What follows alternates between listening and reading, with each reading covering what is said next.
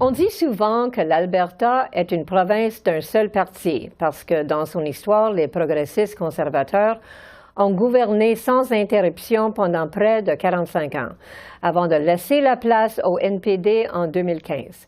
Les Albertains passeront aux urnes le 29 mai prochain et ce soir, Danielle Smith et Rachel Notley s'affronteront au débat des chefs.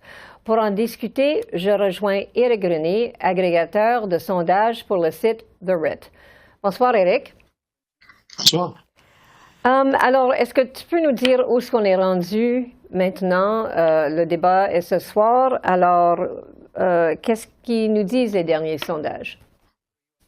C'est une bonne question parce qu'on voit dans les sondages que c'est une égalité statistique entre les conservateurs unis et les néo-démocrates. Des fois, on voit des sondages avec une avance pour l'NPD, des autres fois, c'est une avance pour les conservateurs.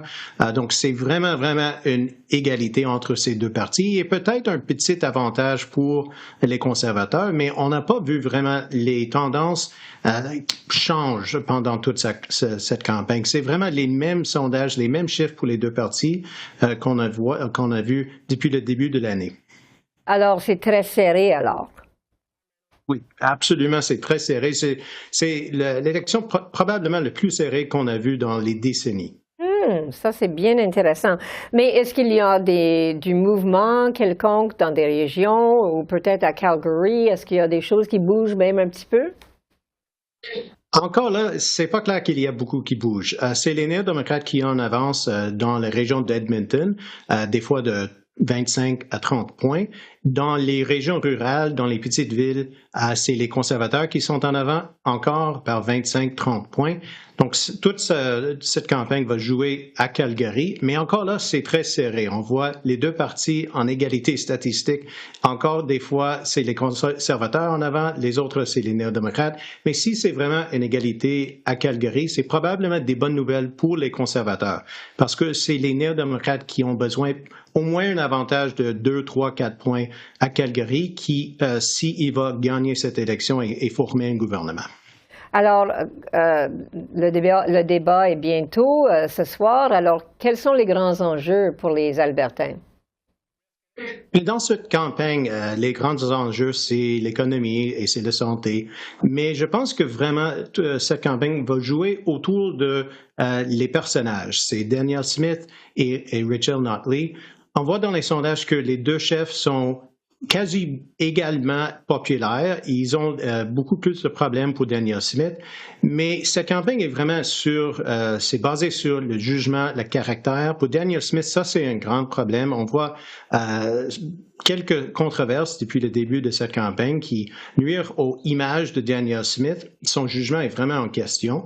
Et pour Rachel Notley, c'est la question de si les Albertains sont préparés pour retourner les néo-démocrates au pouvoir. Donc, je pense que c'est pas vraiment une campagne qui est basée sur les enjeux, mais c'est basé sur toute cette question de le jugement des deux chefs. Ah, ça c'est intéressant parce qu'il y a eu des développements aujourd'hui et je me demande si ça va avoir un impact. La commissaire de l'éthique a dit que Danielle Smith s'est placée dans un conflit d'intérêts et elle a eu une candidate qui a dit des commentaires anti-trans. Pensez-vous que des développements comme ça peuvent avoir un impact? C'est difficile à dire parce que je crois que la grande majorité des Albertains ont des opinions très claires sur Danielle Smith déjà, mais avec cette histoire avec les commissaires d'éthique, toute cette histoire avec Arthur Pawlowski et les mesures sur le COVID-19 encore dans les nouvelles. Et assurément, ça va être mentionné dans le débat ce soir. Et ça va être une question assez difficile pour Danielle Smith. Donc, je ne sais pas si ça va bouger les sondages, si on va voir des mouvements, mais dans une élection qui est si serrée que celui-ci, pas besoin beaucoup de mouvements dans les sondages que le gagnant de cette élection va changer. Intéressant, mais c'est vrai, ça va donner du matériel à Rachel Notley pour critiquer Danielle Smith, du nouveau matériel. Alors, ça va être bien intéressant. Alors, on vous remercie pour vos observations. Alors, bonsoir, Éric. Merci à vous.